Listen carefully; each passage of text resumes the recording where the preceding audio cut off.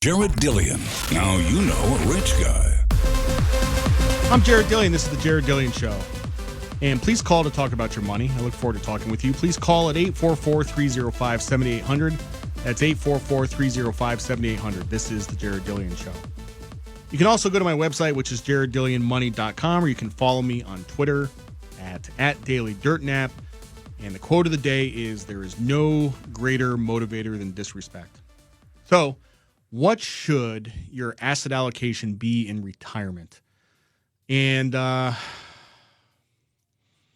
is very troubling. I will say, I apologize in advance. I apologize in advance for saying this. Baby boomers are the worst investors in the world. They're the worst investors in the world. They got rinsed in 2000. They dumped all their stocks. They piled back in. They got rinsed in 2008. They dumped all their stocks. They piled back in. And they're probably going to get rinsed again. I think it might be the only generation in U.S. history to get absolutely caned and lose all their money 3 times, 3 separate times. Generation X, by the way, are very good investors, and millennials are not so good. The baby, and in spite of all this, by the way, the baby boomers enjoyed, such an economic boom when they were younger in their peak earnings years that it doesn't even really matter. They still have plenty of money. But they are terrible investors. Are the worst.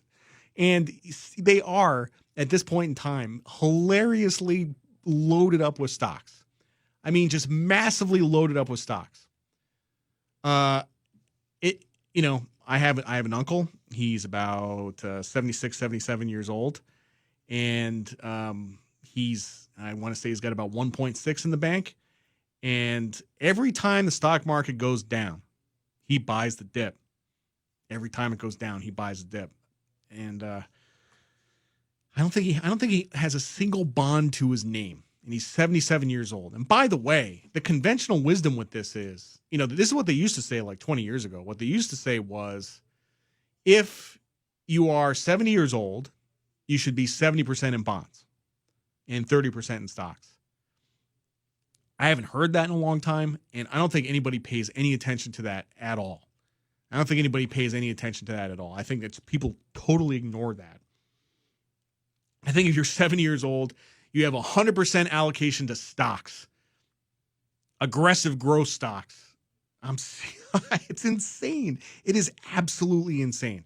I can't begin to tell you the fight I've had with my mom's brokers. Literally fights, arguments about these guys wanting to put a 73-year-old lady into aggressive growth stocks. And literally we're like in a shouting match. I'm like, this is malpractice.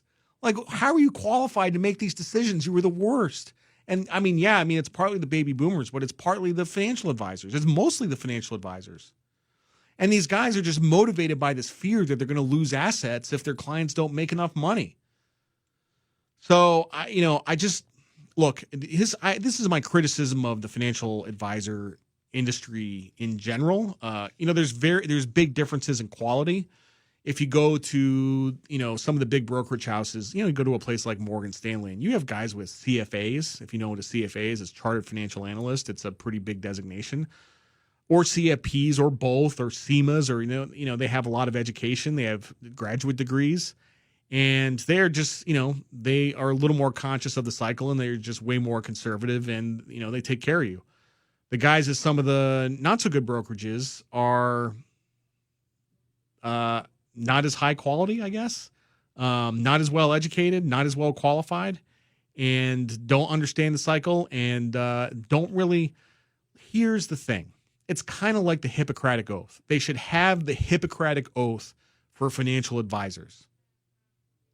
First, do no harm, which in financial terms means first, don't blow up your client.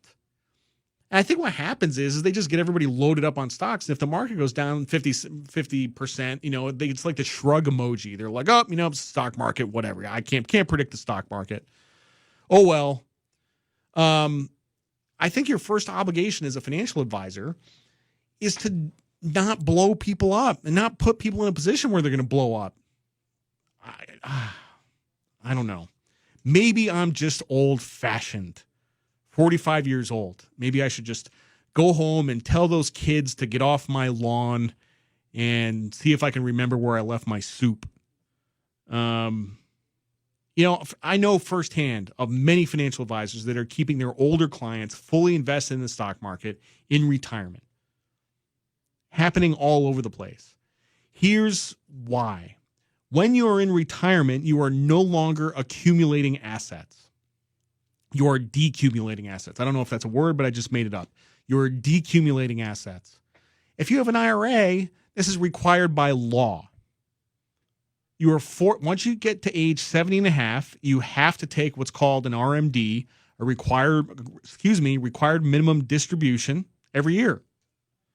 And an economist would say that you were selling investments to pay for consumption. And that's basically what you're doing, because you're drawing down on your investments and you're paying for your standard of living in retirement. You're paying for consumption. And consuming is what you should be doing when you sell stocks and bonds in retirement. You should travel to Europe and stay in Airbnb for a month and, buy a I don't know, whatever. But this is the whole point of why you save and invest, so you can decumulate assets at the end. You accumulate assets in the beginning, you decumulate assets in the end. Of course, you want the assets to be there when you decumulate. And yes, there are instances when bonds are not safe, but bonds are generally safer, unless you're talking about really exotic stuff. Yeah, I mean, look, it's basic risk management. We talked about risk in the beginning of the show. I could just talk till I'm blue in the face about the portfolio. Just look at what the stock market did today. How do you feel? How does that make you feel? The Dow was down 600 points, 2.9%. Are you okay? Are you worried? Becoming concerned?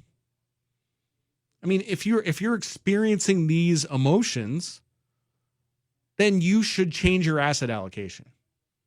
You should not experience these emotions. These emotions, you should not have any emotions at all. You should not think about your money at all on a daily basis. You should not log into your investment account. You should not check how much is in there. You should not check how much it's gone up or down. You should check it once a year when you have your review with your financial advisor. You should not care. And you should set up your asset allocation so that you just don't care. You don't have to check it. So aggravating. I'm serious. This is so bad. People, I'm telling you, this is, I get upset about this and get emotional. Like, people are going to get hurt. People are going to get hurt. I'm not saying that the stock market's going to go down. I'm not saying it's going to crash. It does occasionally go down, which we haven't seen in a long time. And when it does, people are going to get hurt because they're not protected. And they don't understand risk. I 20 years I've been doing this. 20 years.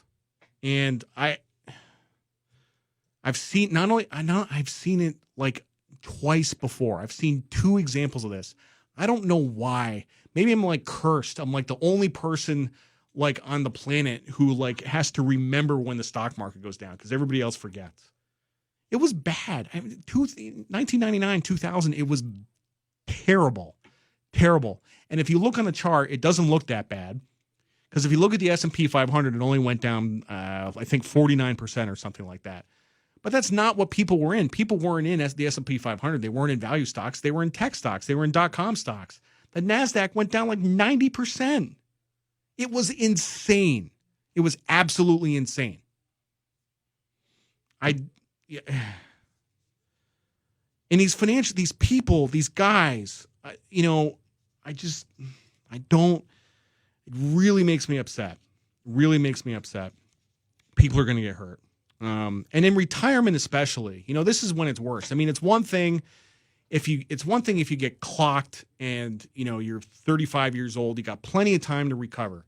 If you've got $2 million in assets and you're 73 years old and $2 million turns into $800,000, that profoundly affects your lifestyle until you die. It affects everything. That means that you have to live in a crappier retirement home. You have to. You have no choice because you don't have the resources. And it's because of your stupid asset allocation, which somebody told you that the stock market always comes back. Sorry. It's insane. Yeah, it's Friday. And that's if you're getting ready to retire, you should think really hard about what your asset allocation is. I highly recommend you lighten up on stocks and get into some bonds, even though yields are super low. And you can thank me later. That's all for today. I'm Jared Dillian. This is the Jared Dillian Show.